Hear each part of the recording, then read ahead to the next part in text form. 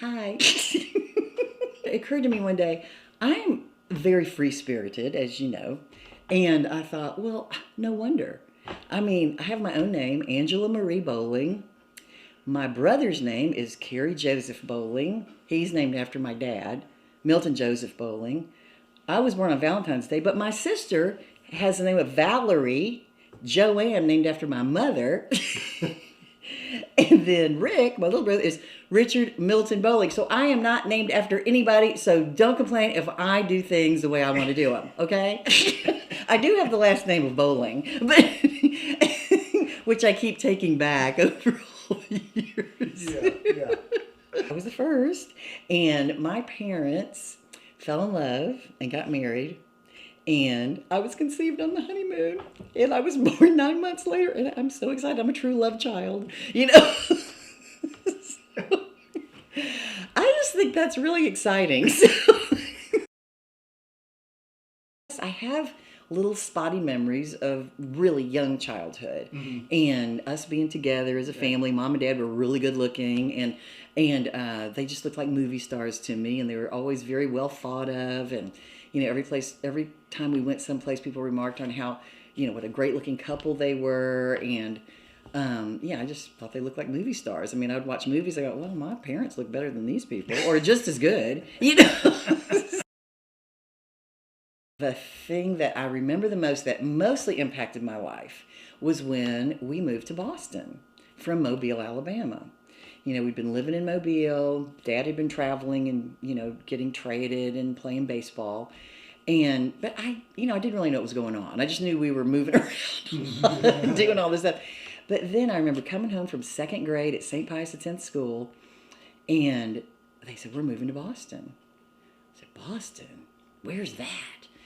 Well, it's up north. And I said, are there volcanoes there? Or, I mean, do they have Mardi Gras there? I mean, I was so excited. I was 8 years old, just out of second grade. And they said, no. So we moved to Boston. And I remember living in this little tiny apartment for a while in downtown. Now, I just have an impression of it. It was old, and we weren't there very long because Mom didn't like it. I just remember her saying, I don't like this place. But we moved out to a suburb called Sharon, outside of Boston.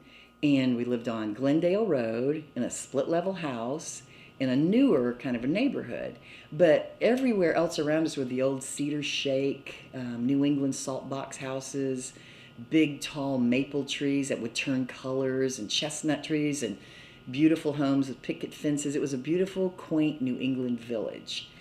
And we had winter, so we had snow, we had sledding and ice skating. Now, this is a big deal for a little girl from Mobile, Alabama. But what struck me the most was the accents of the people. They were so different, and I just loved the accents. Like, it's wicked cold out there, you know, calling their mom, Ma, you know, and yeah, pack the car and Harvard Yard and all that stuff. But it really impacted me because I really noticed that, and I kind of wanted to mimic it and emulate it. And the people talked faster, and they moved faster, and they had different religions. They were from different backgrounds. Mom always used to say, well, if you're from Mobile, Alabama, you're either black or white, you're Catholic or you're Baptist. And most of the time, not too many Catholics, except in Mobile. But we got to Massachusetts, and I'd hear people say, oh, God, they're so Jewish. Oh, God, they're so Italian. Oh, my God, they're so Polish. They're, you know, and I think, wow, there are just a lot of different kinds of people.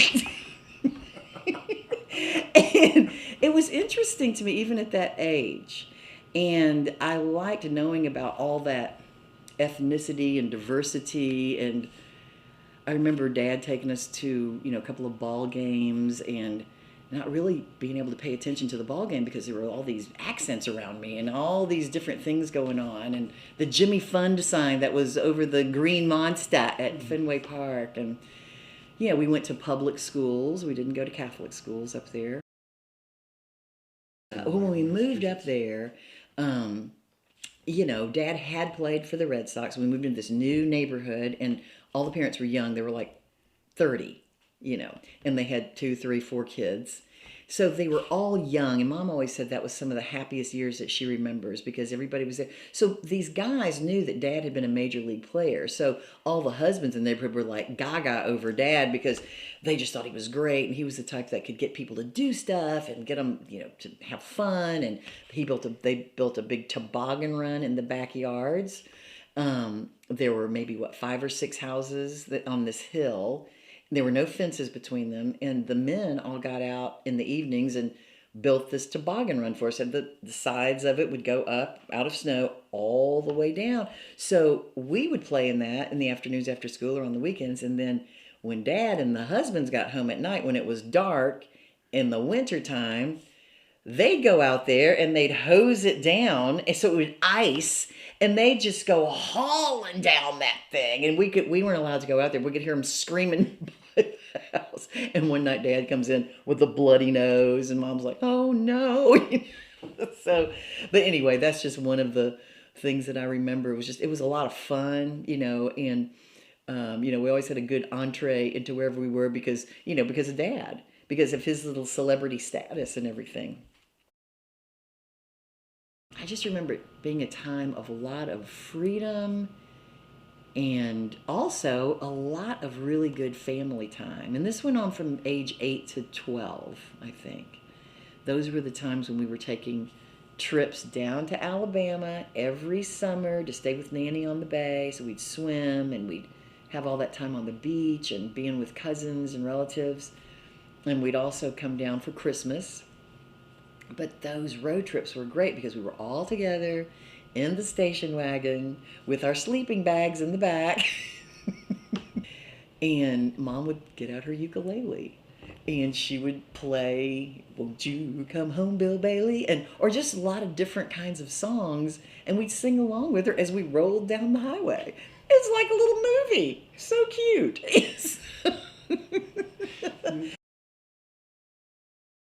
That was really exciting because Dad had to spend 6 weeks out. And was he scouting? Yes, okay. scouting, yeah. And for some reason, we left Sharon, Massachusetts, and we drove all the way to Boise, Idaho that summer. That was the farthest west I had been for most of my adult life. I think maybe until I was 30, until I finally went to LA.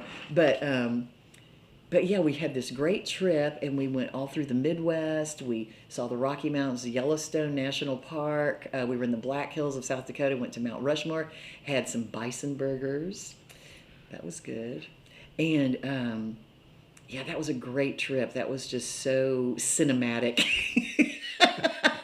Coming up over the rise and seeing the Grand Tetons for the first time, those snowy mountains, was just beautiful. And that was fun because we would get taken out of school in Massachusetts and make this long road trip to Florida, and we would be put in schools there. But the best part about that, forget the schools, was staying at the hotel, the motel. The kind you drive up to, just maybe how many units? 20? 15? With a pool. So every day after school, we could just come home and jump in the pool. And this was like March and April, I guess. Mm-hmm. And so we just had a great time doing that. And that was my love of travel, hotels, and pools. And getting a tan, because we go back to Massachusetts and the teachers say, "Hey, you're all tanned up. Where you been?" Well, we've been in Florida. Spring training, Boston Red Sox. It held a lot of weight, it gave you a little heft. Time when we lived up there, it was when Kennedy was in office, and that was huge. And he was from Massachusetts. He was from Massachusetts. He was young. He was Catholic. He was good looking. Every time we went places, people would say, "Are y'all the Kennedys?" Because we had a lot of teeth, and we were a nice looking family, and people thought that Mom looked like Jackie Kennedy. She was pretty with dark hair, and so we felt like kind of connected with all that stuff. Well, that was a really exciting time, but then when the assassination happened, that was just terrible. I was in fourth grade. Can't remember exactly. It was 10. Yeah, it was fourth grade. Yeah, I was 10 years old because it was 1963. And I remember coming home from school. Mom was crying, and what was going on? The president had been shot, and then I remember, we had that big Zenith TV, and remember for just like 3 or 4 days, but I just remember everything was cold and dark and sad, and we just watched that whole thing unfold. It was on all 3 stations, and because that's all we had, and we just watched it and watched it. We saw Oswald getting shot by Ruby. We just saw all this stuff unfolding, and it just seemed like it was just one thing after another. It was a cold, long, dark winter. But I think it was in January or maybe February of '64. So this would have been just a couple of months, all that darkness and cold and hopelessness. Here comes the Beatles. Here comes the British invasion. People were just going crazy over these guys. I mean, Mom was only 30 or 31, I guess. She liked their music. And she's like, look at them. Look at their hair so long. And I remember her calling us to the TV when they were getting off the plane, that famous shot of them getting off the plane and their hair's blowing all around. And then they were on Ed Sullivan that night. And I remember watching, not being able to hear him because everybody was screaming. But that was an exciting time because they just brought all this joy with them. We had been suffering with all this darkness. And then all these other bands started coming after this British invasion started. So to be that age and to be introduced to music at that time by the Beatles was so much fun. And when we moved back to Mobile, we went back to the same school. I had left in the 2nd grade at the St. Pius X Catholic school. I got back there in the middle to the end, or spring of 6th grade. Mm-hmm. Yeah. And it was just strange to me because all these kids that I had been to kindergarten with, and they were all now in 6th grade, almost getting into 7th grade, they really had not been anywhere or traveled anywhere, maybe to New Orleans and Pensacola. Like the Jimmy Buffett song says, you grow up in Mobile, you don't go west of New Orleans or east of Pensacola. That's about it, unless you go to Montgomery. But I've just never felt like I quite fit in. I mean, I could fit in, but I knew what you had to do to kind of fit in and be a Southerner in that Catholic culture and in Mobile. But we lived in Massachusetts, and we traveled to some places, nothing exotic, like we didn't fly on planes to Europe or anything, but a lot of people didn't do that back then unless they were wealthy. But we just, I don't know, I just felt like I'd seen more, and I'd been ice skating and I'd been sledding, and I just had a freer kind of a life that was different, that was bigger. It was bigger than what I had experienced in Mobile. And this makes me sound like a big snob, and I'm not. It was just something that I noticed. And but it was great to be back in a lot of ways because we were around family, and oh gosh, we loved Mardi Gras, and we loved all the other things that we had access to there. But it just really was different, and it just took some getting used to. And we didn't have the access to the woods, and it was hotter, but we were able to go to Nanny's house over the bay, and that was kind of our nature.